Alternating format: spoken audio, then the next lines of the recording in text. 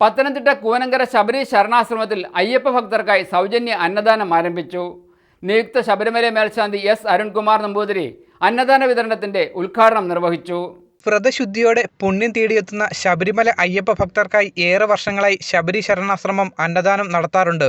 കൂനങ്കര ശബരി ശരണാശ്രമത്തിലാണ് അയ്യപ്പ ഭക്തർക്കായി സൗജന്യ അന്നദാനം നൽകുന്നത്. ശബരി ശരണാശ്രമത്തിൽ സംഘടിപ്പിച്ച പരിപാടിയിൽ നിയുക്ത ശബരിമല മേൽശാന്തി എസ് അരുൺകുമാർ നമ്പൂതിരി ഈ വർഷത്തെ അന്നദാന വിതരണത്തിന്റെ ഉദ്ഘാടനം നിർവഹിച്ചു.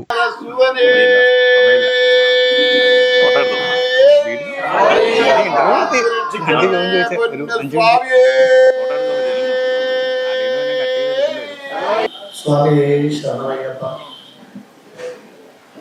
നമ്മുടെ ഒരു മണ്ഡലകാലം കൂടി എത്തിയിരിക്കുകയാണ്.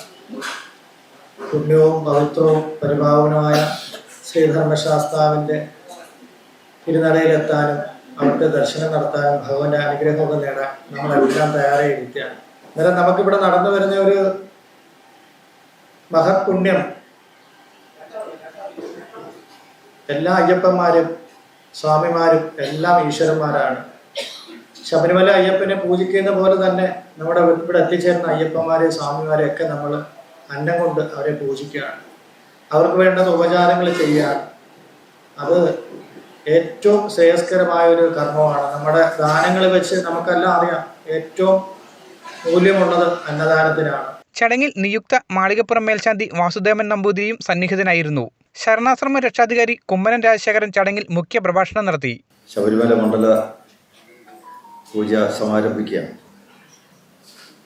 ശബരിമല ക്ഷേത്രത്തിൽ ഭഗവാൻ അയ്യപ്പ സ്വാമിക്ക് നിത്യവും പൂജ ചെയ്യാൻ അഭിഷേകവും അർച്ചനയും അതുപോലുള്ള വളരെ താന്ത്രിക വിധി അനുസരിച്ചുള്ള പൂജകളൊക്കെ ചെയ്യാൻ അധികാരപ്പെട്ട അതിന് നിയുക്തനായ നമ്മുടെ പ്രമുഖ മേൽശാന്തി ഇവിടെ സമുദ്ഘാടനം ചെയ്യുന്ന അന്നദാന ചടങ്ങ് എന്തുകൊണ്ടും പവിത്രമാണ്. അന്നദാന പ്രഭുവാണ് അയ്യപ്പൻ, അതോടൊപ്പം തന്നെ ധർമ്മശാസ്താവുമാണ്.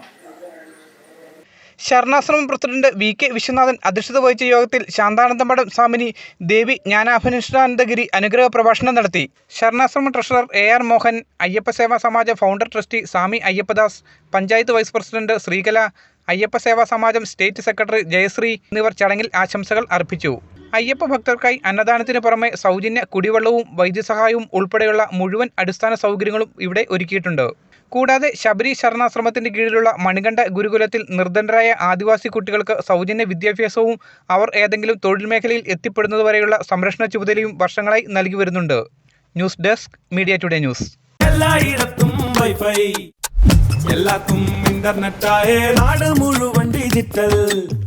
നാട്ടാരെല്ലാം ബ്രൗസിംഗിലാണ്, എന്നാ സ്പീഡാ കേരള മിഷൻ. എല്ലാവർക്കും ഇന്റർനെറ്റാ, എല്ലായിടത്തും നെറ്റാ.